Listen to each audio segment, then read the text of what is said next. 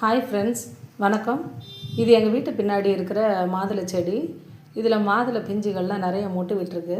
சரி, ஒரு வீடியோ எடுத்து போடலாம், எல்லாருக்கும் இயற்கைனா ஓரளவுக்கு பிடிக்குமே அப்படின்னு சொல்லிட்டு இன்றைக்கி இதை போட்டிருக்கோம். இந்த செடி எப்படி இருக்குதுன்னு பாருங்கள். நாங்கள் கிராமம் தாங்க. எங்கள் கிராமத்தில் நெல் வயல், இந்த மாதிரி பூச்செடிகள், காய்ச்செடி, பழஞ்செடி எல்லாமே அறுவடை பண்ணுவோம். இது வீட்டு பின்னாடி இருக்கக்கூடிய செடி. இது மாதுளை. இது பாருங்கள், இது ரெண்டும் ஒன்றா காய்ச்சிருக்கு, பழுத்திருக்கு. இது இன்னும் கொஞ்சம் சின்ன சைஸு பூங்க.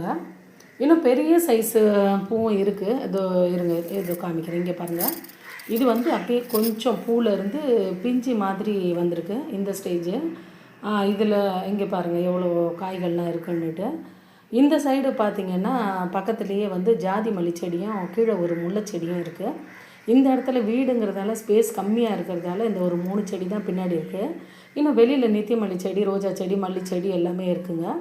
இன்னும் நம்ம வயலில் இன்னும் அதிகமான செடிகள் இருக்குது. அடுத்தடுத்த வீடியோஸில் அடுத்த பதிவில் எல்லாம் இன்னும் நிறைய செடிகள், நம்ம வயக்காட்டில் இருக்கக்கூடிய மாடு, கோழி, நம்ம வளர்க்குற பண்ணையிலேருந்து காமிக்கலாம். இப்போ பாருங்கள், மாதுளை செடி இருக்குது பார்த்திங்களா? ஆமாங்க, இது நம்ம செடி தான். இது நம்ம வீட்டு பின்னாடி இருக்கக்கூடியது. உடம்புக்கு நல்லதுங்கிறதால இந்த செடியை நாங்கள் பின்னாடியே வச்சுருக்குறோம். வேறு அந்தளவுக்கு விடுறது இல்லைங்க.